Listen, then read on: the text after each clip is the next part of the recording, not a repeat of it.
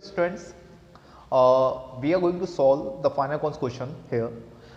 We have discussed the theoretical portion of the final accounts in which we have discussed the direct expenses, indirect expenses and assets and liabilities. Okay. Now we are going to solve the full questions. Okay.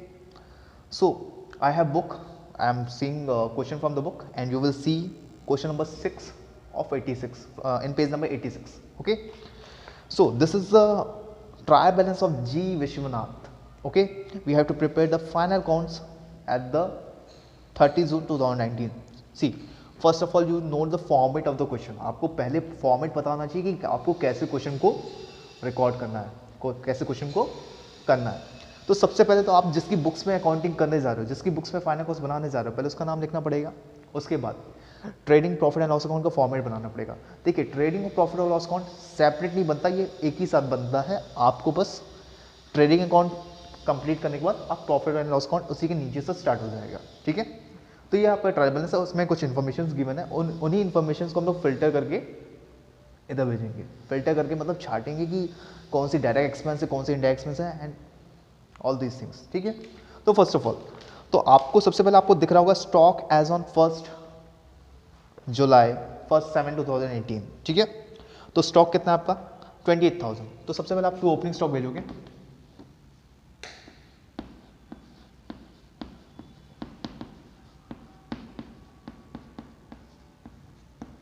और उसके बाद जितना purchase किया आप वो भेजोगे, जितना आपने गुड्स परचेस किया. ठीक है, कितना परचेस किया आपने परचेस किया 90,000 का. देखिए, मैंने इसको अंदर लिखा है क्यों, क्योंकि इससे रिलेटेड मुझे रिटर्न गिवन है. अगर आप लास्ट में देखोगे उसी के नीचे देखोगे आप तो आपको रिटर्न मिल रहा है, लेकिन यहाँ पर रिटर्न डेबिट साइड भी है, क्रेडिट साइड भी है. तो आपको कैसे पता चलेगा कि ये रिटर्न परचेस रिटर्न है कि ये रिटर्न सेल्स रिटर्न है. ठीक है, देखिए, परचेस रिटर्न हमेशा क्रेडिट साइड गिवन होता है. परचेस अगर डेबिट साइड है तो परचेस रिटर्न जस्ट उसका अपोजिट गिवन रहता है क्रेडिट साइड. तो यहाँ पे परचेस रिटर्न है आपका 550, तो 550 यहाँ पे लेस कर दोगे आप. ठीक, purchase return is also known as return outward. Okay, आप शॉर्ट में आरओ भी लिख सकते हो.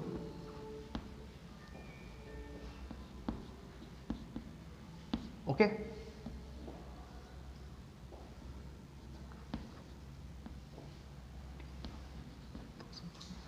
Okay, next.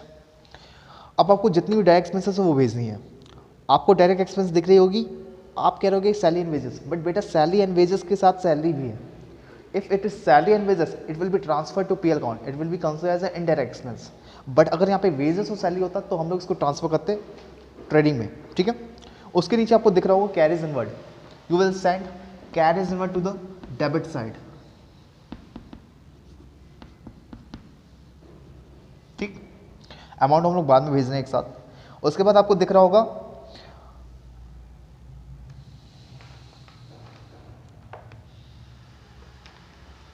पॉज करिए, कैरेज इनवर्ड का अमाउंट था 1200.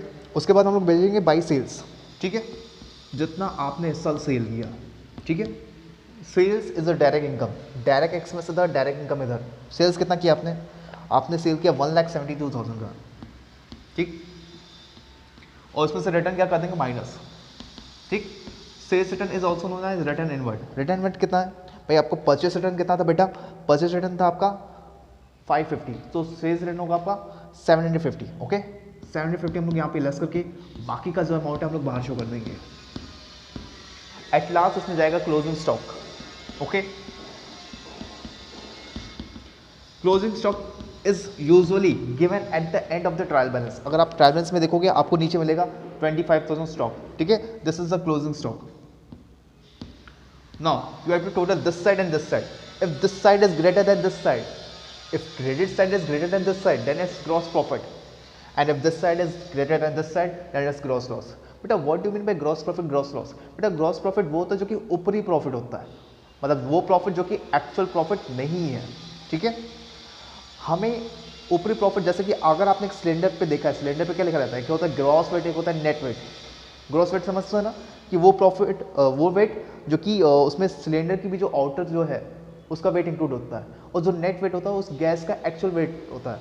इसी तरह होता है ग्रॉस प्रॉफिट भी, नेट प्रॉफिट भी. ग्रॉस प्रॉफिट हमारा एक्चुअल प्रॉफिट नहीं होता, जबकि नेट प्रॉफिट एक्चुअल प्रॉफिट होता है. ठीक है, फॉर एग्जांपल एक गुड्स में खरीद रहा हूँ बेचने के लिए, जैसे कि मैंने 100 रुपये का गुड्स खरीदा और उसको मैंने 150 में बेचा, तो ये जो 50 रुपये का प्रॉफिट हुआ, अब मैं इसको ग्रॉस प्रॉफिट कंसीडर करूँगा कि नेट प्रॉफिट, तो ये 50 रुपये का प्रॉफिट मेरा हुआ ग्रॉस प्रॉफिट, ठीक है। क्यों? क्योंकि इसमें से मैंने अभी और सारे इंडायरेक्ट एक्सपेंसेस लेस नहीं किए, है ना।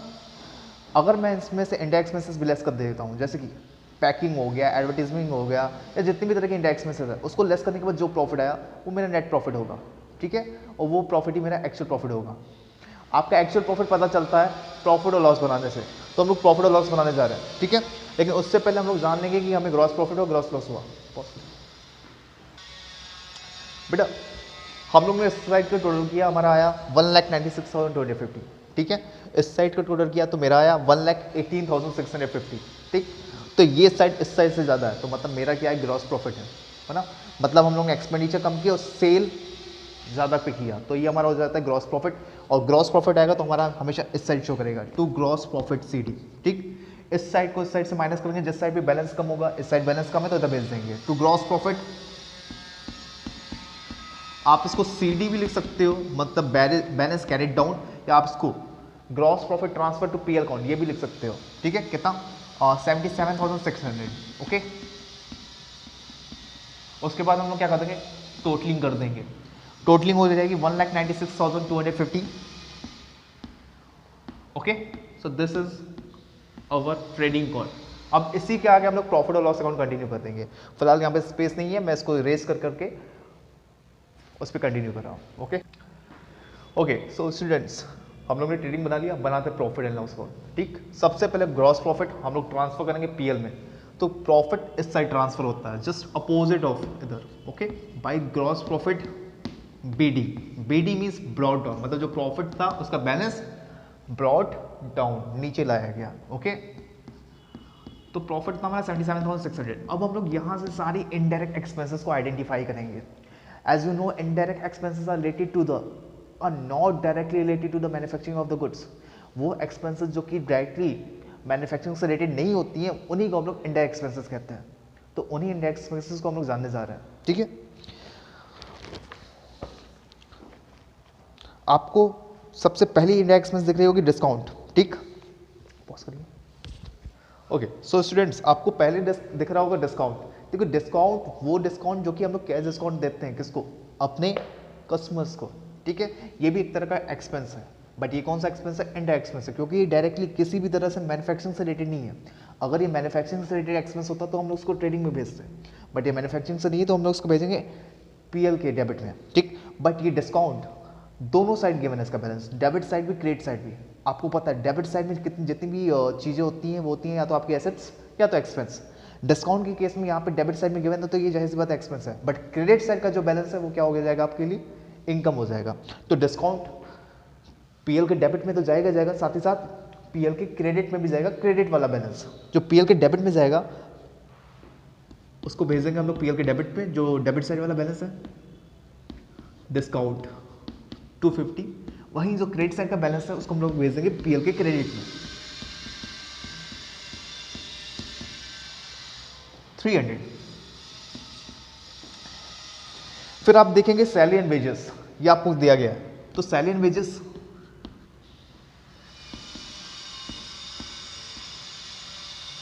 भी आप भेज दोगे PL के डेबिट में, क्योंकि सैलरी और वेजेस वर्कर्स को नहीं दिया जाता, ये ऑफिस में जो एम्प्लॉयज़ वर्क करते हैं उनको दिया जाता है। तो ये ऑफिस से रिलेटेड एक्सपेंसेस है, किसी भी तरह फैक्ट्री से रिलेटेड एक्सपेंस नहीं है, या फैक्ट्री में जो वर्कर्स वर्क करें उनसे रिलेटेड एक्सपेंस नहीं है। तो ये सैलरी क्या हो गई, इनडायरेक्ट एक्सपेंस हो गई, ठीक है। कैरीज आउटवर्ड, बेटा कई बच्चे कंफ्यूज हो जाते हैं कि कैरीज इनवर्ड किधर जाएगा, कैरीज आउटवर्ड किधर जाएगा। बेटा कैरीज इनवर्ड डायरेक्ट एक्सपेंस कैसे है, बेटा अगर जैसे कोई कंपनी या फैक्ट्री माल को बेचने के लिए मंगवा रही है, भाड़ा दे रही है, कैरीज दे रही है, तो डायरेक्ट एक्सपेंस हुआ, क्योंकि वो डायरेक्टली मैन्युफैक्चरिंग से रिलेटेड है। जैसे किसी फैक्ट्री ने अपना माल मंगवाने के लिए, रॉ मटेरियल मंगवाने के लिए कैरीज दिया, तो रॉ मटेरियल मंगवाने के लिए, प्रोडक्शन करने के लिए मंगवाने के लिए दिया ना, तो ये डायरेक्ट एक्सपेंस है। वहीं माल बेचने के लिए अगर आप कैरीज पे करते हो तो ये क्या हो जाएगा, इनडायरेक्ट एक्सपेंस हो जाएगा, और उसको हम लोग भेजेंगे PL के डेबिट में, ठीक।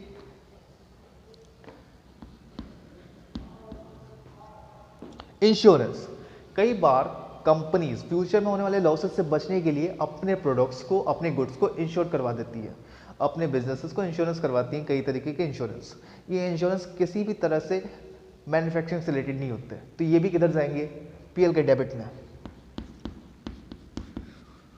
जैसे हो गया फायर इंश्योरेंस, ओके, या और भी कई तरह के इंश्योरेंस, ओके। इसका अमाउंट है 1000। बेटा नेक्स्ट, कमीशन, है ना। सेल बढ़वाने के लिए अक्सर बिजनेस हाउसेस क्या देते हैं, कमीशन देते हैं। तो अभी सेलिंग से रिलेटेड एक्सपेंस हो गया, और जितने भी सेलिंग से रिलेटेड एक्सपेंसेस हैं, ऑफिस से रिलेटेड एक्सपेंसेस हैं, एडमिनिस्ट्रेशन से रिलेटेड एक्सपेंसेस हैं, या ऐसे वो एक्सपेंस जो कि डायरेक्ट एक्सपेंस नहीं है, वो सब क्या है, इनडायरेक्ट एक्सपेंसेस हैं। तो कमीशन भी किधर जाएगा आपका, पीएल के डेबिट में। बट कमीशन यहाँ पे एक्सपेंस नहीं है, कमीशन का बैलेंस हमें दिया गया क्रेडिट साइड, तो क्रेडिट साइड दिया है तो ये क्या हो जाएगा, इनकम हो जाएगा, और हम लोग इसको भेज देंगे इस side by commission 18,550, okay. Advertisement, as you know, advertisement is directly related to selling, so this is also an indirect expense. We will transfer it here to advertisement.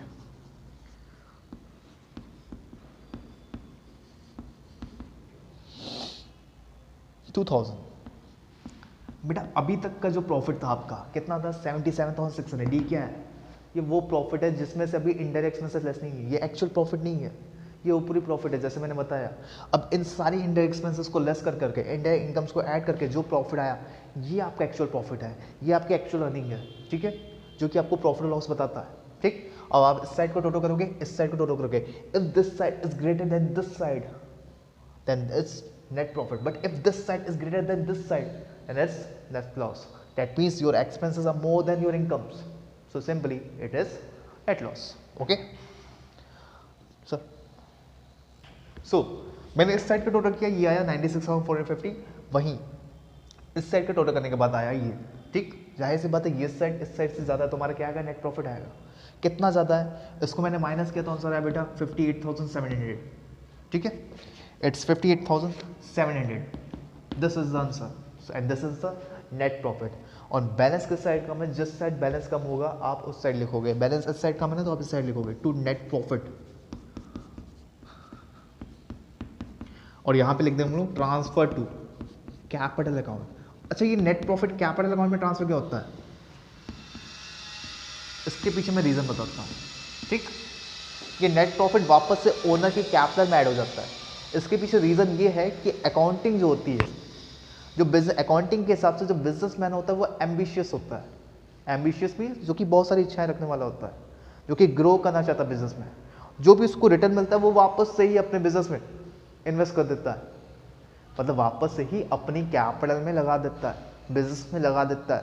और बिजनेसमैन के द्वारा लगाएगा कोई भी पैसा बिजनेस के लिए कैपिटल होता है ना, तो यहाँ पे ओनर को जो प्रॉफिट हुआ उसने वापस से अकाउंटिंग के हिसाब से उस पैसे को वापस से ही बिजनेस में इन्वेस्ट कर दिया जाता है, वापस से ही वो प्रॉफिट कैपिटल में ऐड हो जाता है, ओनर की कैपिटल बढ़ जाती है, ओनर की इक्विटी बढ़ जाती है। तो इसलिए हमेशा नेट प्रॉफिट को कैपिटल में ऐड कर देते हैं, और वहीं नेट लॉस होगा तो कैपिटल को क्या कर देगा, डिक्रीज कर देगा, ठीक। नाउ हम लोग क्या कर देंगे, इसकी टोटलिंग कर देंगे, और ये हमारा हो जाएगा पीएल अकाउंट क्लोज, ठीक। 96,450, 96,450, ठीक। बेटा जब भी आपको अकाउंट क्लोज करते हो ना तो ये लाइन डबल लाइन खींचना मत भूलना, क्योंकि यही किसी अकाउंट्स के क्लोज होने की पहचान होती है, okay. Now we are going to do balance sheet, okay. तो बेटा this is the format for balance sheet, ठीक। इसमें डेट का कॉलम नहीं होता, इसमें डेट, बैलेंस शीट एक ही डेट को बनती है ना, इसलिए इसमें डेट का कॉलम नहीं होता। साथ ही साथ ये साइड होती है लायबिलिटी साइड, ये साइड होती है asset side. We have discuss clearly about the liabilities and asset side, है ना। What is liability, simply liabilities are those things which is to be paid in future, जो कि हमें फ्यूचर में पे करना है, उसको हम कहेंगे लायबिलिटी। वही एसेट्स का क्लासिफिकेशन किया था हम लोगों ने उसके टाइप्स जान करके, एसेट्स की मीनिंग पता की थी टाइप्स जान करके। एसेट्स दो टाइप्स की होती है, करंट, नॉन करंट। अब उन्हीं एसेट्स को हमें आइडेंटिफाई करना है, उनको किधर ट्रांसफर करना है, इधर, ठीक है, सिंपल। और बैलेंस शीट एक पार्टिकुलर डेट को बनाई जाती है, ये कहता है कि इस डेट तक हमारी इतनी एसेट्स है, इतनी लायबिलिटीज हैं। जहाँ पे ट्रेडिंग और प्रॉफिट एंड लॉस अकाउंट आपको बताता था फाइनेंशियल परफॉर्मेंस, वहीं बैलेंस शीट आपको बताती है फाइनेंशियल पोजीशन। ठीक, कि आपके पास कितनी एसेट्स हैं, कितनी लायबिलिटीज हैं, क्या आपके पास इनफ एसेट्स है अपनी लायबिलिटीज को पे ऑफ करने के लिए। ये बताता है कि आपकी फाइनेंशियल पोजीशन कितनी साउंड है। ठीक, अब क्वेश्चन पे आते हैं और हम लोग देखते हैं कि बैलेंस शीट कैसे प्रिपेयर की जाती है। सबसे पहले आप भेजोगे कैपिटल, कैपिटल लायबिलिटी साइड में जाती है। क्यों? Due to separate entry concept as we have discuss. ठीक है,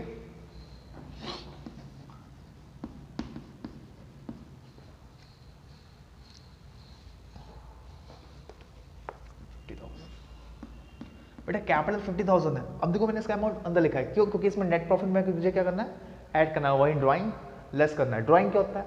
when owner withdrew for personal use for his business, है ना। तो पहले ड्राइंग को लेस कर देते हैं, कितना है 1,000। वहीं कैपिटल को हम लोग क्या कर देते हैं, ऐड कर देते हैं। सॉरी, नेट प्रॉफिट को क्या करते हैं, ऐड कर देते हैं। नेट प्रॉफिट हमारा आया था 58,700।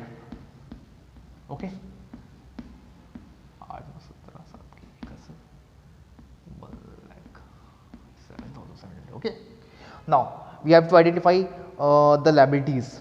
ओके, सो आपको देखने को मिल रहा होगा bank overdraft. See, bank overdraft credit side given है। बेटा जितनी भी लायबिलिटीज होती है ना, ट्रैवलर्स में क्रेडिट साइड मिलती है, रेवेन्यू क्रेडिट साइड मिलता है, कैपिटल क्रेडिट साइड मिलती है, वहीं एसेट्स एक्सपेंस डेबिट साइड मिलती है। ठीक, तो बैंक ओवरड्राफ्ट कितना है 20,000, तो उसको मैंने भेज दिया। बैंक ओवरड्राफ्ट एक तरह की लायबिलिटी होती है जो कि बैंक के द्वारा फैसिलिटी प्रोवाइड की जाती है कि उसके कस्टमर्स एक लिमिट से ज़्यादा बैंक से पैसा निकाल सकते हैं। ठीक, इसी को ओवरड्राफ्ट फैसिलिटी कहते हैं। मतलब ड्राफ्ट में से निकालना, ओवर में ज़्यादा निकालना, मतलब जितना आपके बैंक में पैसा नहीं है उससे ज़्यादा आप पैसा निकाल रहे हो। ये फैसिलिटी बैंक अपने रेगुलर और रेपुटेबल कस्टमर्स को दे देता है। ठीक है, ये एक तरह की क्रेडिट लिमिट होती है। ठीक, बिल्स पेबल, बेटा ये बिल्स ऑफ एक्सचेंज का टॉपिक है जो कि आप 11 में पढ़ोगे। ठीक, फिलहाल बिल्स पेबल मतलब जो कि आपको चुकाना है, आपने उधार में माल लिया है उसको पेमेंट करना है, आप इतना समझ लो। और कुछ छूट तो नहीं रहा?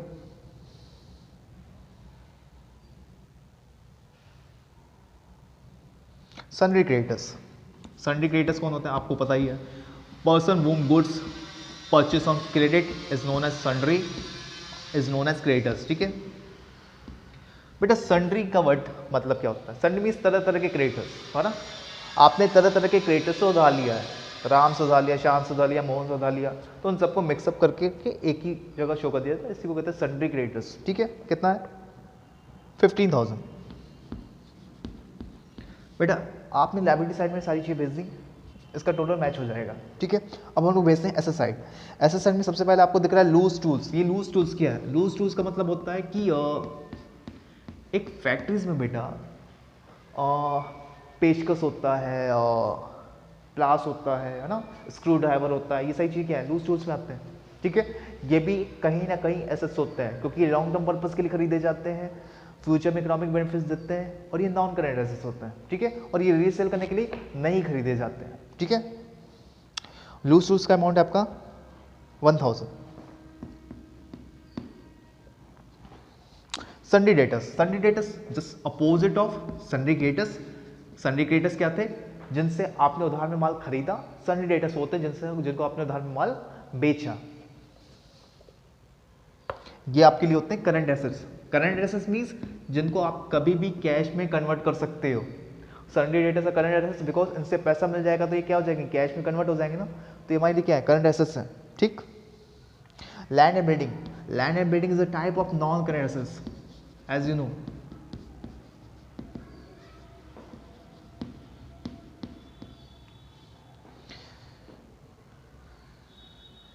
Cash in hand,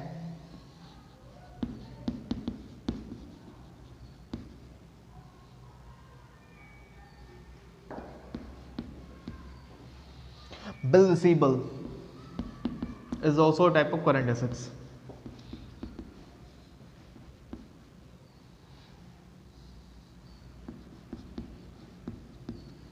Okay, and the last part जो कि हम लोग स्किप कर देते हैं, closing stock. Closing stock is also type of current assets. Okay, stock भी करंट एसेट्स होता है जिसको आप कभी भी कैश में कन्वर्ट कर सकते हो, उसको लिखना मत भूलना। ठीक बेटा, अब हम लोग ने सारी आइटम्स भेज दिए आई थिंक। ठीक, और हम लोग क्या करते हैं, इन दोनों को टैली करते हैं।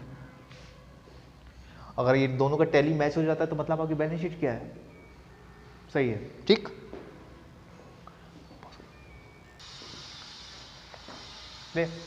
ओके। तो बेटा मैंने दोनों साइड का टोटल किया कैलकुलेटर पे और मैंने पाया कि दोनों साइड क्या है, टैली कर रही है। आपको पता है इसके पीछे रीजन क्या होता है बैलेंस शीट टैली करने का? बैलेंस शीट टैली करने का रीजन होता है अकाउंटिंग इक्वेशन। ये क्यों मैजिक के तरीके बैलेंस शीट मैच हो जाती है ना? ये ज़्यादातर डिपेंड करता है डबल एंट्री सिस्टम पे भी। डबल एंट्री सिस्टम कहता है कि every debit is equal to its respective credit. Okay, और अकाउंटिंग इक्वेशन भी जब आप 11 में पढ़ोगे तो आप जानोगे कि बैलेंस शीट टैली क्यों करती है, क्योंकि हर एक ट्रांजेक्शन के दो इफेक्ट्स होते हैं, एक होता है डेबिट, एक होता है क्रेडिट, जो कि दोनों साइड इक्वल इम्पैक्ट करता है। ठीक है, that's the reason why balance sheet is tally. Okay, so the answer is 1,48,200। इसी तरह के आपको कई तरह के वेरिएशन के क्वेश्चन मिलेंगे। ठीक है, ये बहुत ही सिंपल क्वेश्चन था, बट इसके अलावा आपको कई तरह के क्वेश्चंस आपको बुक में मिलेंगे। आपको उन सारे क्वेश्चंस को अटेम्प्ट करना है, and if there is any problem then you can ask. Okay.